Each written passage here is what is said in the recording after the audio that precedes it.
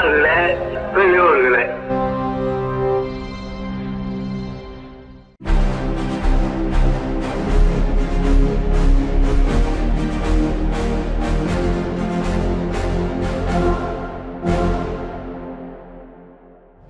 அனைவருக்கும் வணக்கம். இன்றைய விடுதலை பார்வைக்கு அன்போடு வரவேற்கிறோம். சுயமரியாதை, பகுத்தறிவு, சமூக நீதி ஆகிய கருத்துக்களுடன் வெளிவரும் உலகின் ஒரே பகுத்தறிவு நாளேடான விடுதலை இன்று வெளிவந்திருக்கிறது. இன்றைய விடுதலையில் பல்வேறு செய்திகள் இடம் பிடித்திருக்கின்றன. புதுச்சேரி, தமிழ்நாடு இரண்டிலும் அரசியலால் பிரிந்திருந்தாலும் பண்பாட்டு ரீதியாக ஒன்றுபட்டு இருக்கின்றன.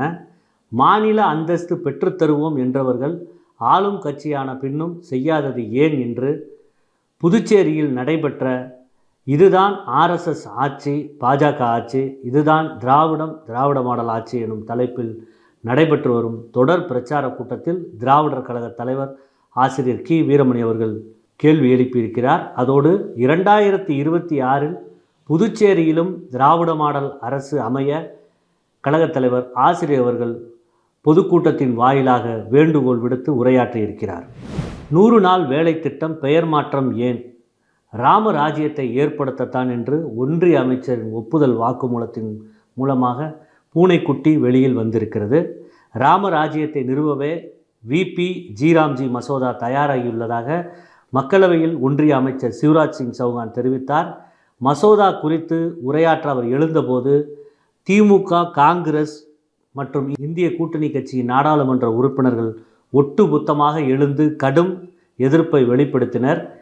அமளிக்கு இடையே பேசிய அமைச்சர் சிவராஜ் சிங் சௌகான், ராமராஜ்யத்தை நிறுவவே விபிஜி ராம்ஜி மசோதா தயாராகி உள்ளதாகவும் காந்தியை தாங்கள் மறக்கவில்லை எனவும் கூறினார். இதனால் தொடர்ந்து முழக்கங்களை எழுப்பிய இந்தியா கூட்டணி நாடாளுமன்ற உறுப்பினர்கள் காந்தியாரின் படத்துடன் மக்களவைத் தலைவர் இருக்கையை முற்றுகையிட்டதால் அவை சிறிது நேரம் ஒத்திவைக்கப்பட்டது.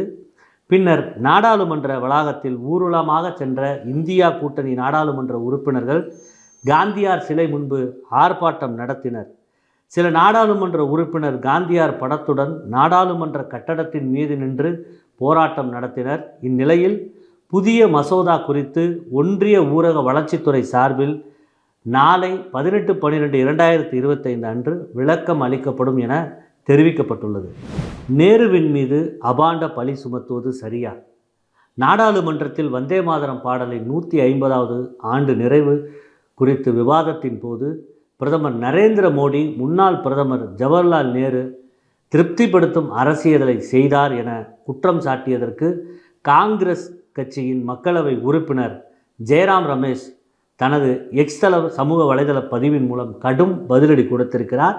இதை ஒட்டிதான் இன்றைக்கு விடுதலை தலையங்கம் வெளிவந்திருக்கிறது. பிரதமர் மோடியின் நேரு குறித்து கருத்துக்கு பதிலளிக்கும் விதமாக ஜெயராம் ரமேஷ் திரித்து பேசுவதில் மாஸ்டரான பிரதமர் மோடி இதற்கு பதிலளிப்பாரா என பல கேள்விகளை எழுப்பியிருக்கிறார். 1940 மார்ச் மாதம் லாகூரில் பாகிஸ்தான் தீர்மானத்தை முன்மொழிந்த நபருடன் எந்த இந்திய தலைவர் கூட்டணி அமைத்தார்? அது பாஜக கொண்டாடும் இந்துத்துவ தலைவர் ஷியாம பிரசாத் முகர்ஜி தான்.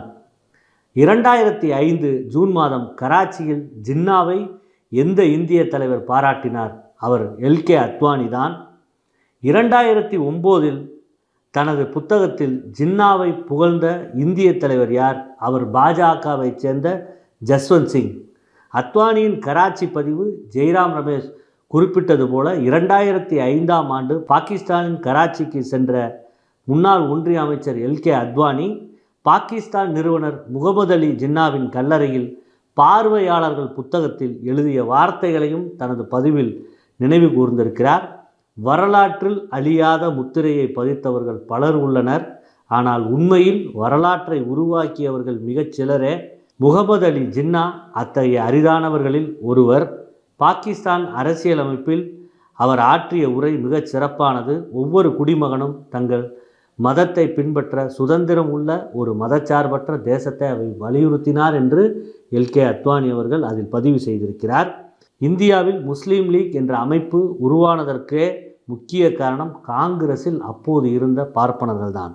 அப்பொழுது காங்கிரஸ் என்பது பார்ப்பனர்கள் ஆதிக்கத்திலேயே இருந்தது. காங்கிரஸ் மாநாட்டுக்கு தலைமை வகிப்பவர்கள் எல்லாம் பெரும்பாலும் வக்கீல் பார்ப்பனர்களே. மாநாட்டில் முதல் தீர்மானமே பிரிட்டிஷ் அரசின் மீதான விசுவாசம் காட்டுவதாகவே இருந்து வந்துள்ளது. எல்லாம் பார்ப்பனமயமாகும் நிலையை கண்டுதான் சிறுபான்மை இன மக்கள் தங்களின் உரிமைக்காக முஸ்லீம் லீக் என்ற அமைப்பை ஏற்படுத்த வேண்டிய அவசியம் அவர்களுக்கு ஏற்பட்டது. இதையெல்லாம் மறைத்துவிட்டு நேரு மீது அபாண்ட பழி சுமத்துகிறது பிஜேபியின் ஆர்எஸ்எஸ் இதழான ஆர்கனைசர் காந்திக்கு முன் நேரு சுட்டு கொல்லப்பட்டிருக்க வேண்டும் என்று எழுதியதும் உண்டு. இந்த எண்ணத்தில் உள்ளவர்கள் வேறு எதைத்தான் பேச மாட்டார்கள் என்று ஜெயராம் ரமேஷ் அவர் விளக்கமாக தனது சமூக வலைதள பக்கத்தில் பதிவிட்டிருக்கிறார். மேலும் சில செய்திகளை நாம் விரைவு செய்திகளாக பார்க்க இருக்கிறோம். நேஷனல் ஹெரால்டு வழக்கில் சோனியா காந்தி ராகுல் காந்திக்கு எதிரான அமலாக்கத்துறையின் குற்றப்பத்திரிகையை டெல்லி உயர்நீதிமன்றம் நிராகரித்து அதிரடி உத்தரவு பிறப்பித்திருக்கிறது.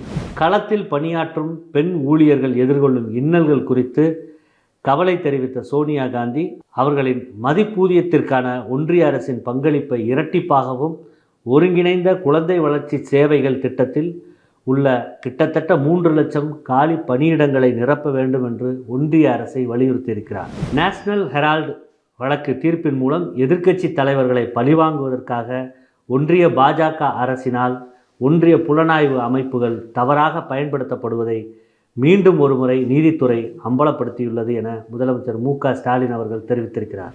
இந்தியாவில் பள்ளி மாணவர்கள் சராசரியாக 13 வயதிலேயே மது மற்றும் போதைப் பொருட்களுக்கு அடிமையாவதாக எய்ம்ஸ் நடத்திய ஆய்வில் அதிர்ச்சி தகவல் வெளியாகியிருக்கிறது.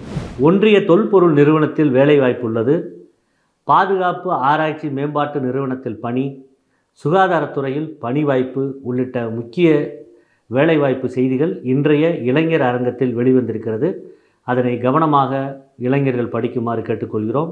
இதுபோன்ற செய்திகளை பார்த்திடவும் ஆசிரியரின் பேட்டிகள், பொதுக்கூட்ட உரைகள், குழந்தைகளுக்கான காணொளிகள், பகுத்தறிவு திரைப்படம், ஆவணப்படம், குறும்படம் ஆகியவற்றை பார்த்திட பெரியார் விஷன் OTTயை தரவிறக்கம் செய்து சப்ஸ்கிரைப் செய்யுமாறு கேட்டுக்கொள்கிறோம். நன்றி, வணக்கம்.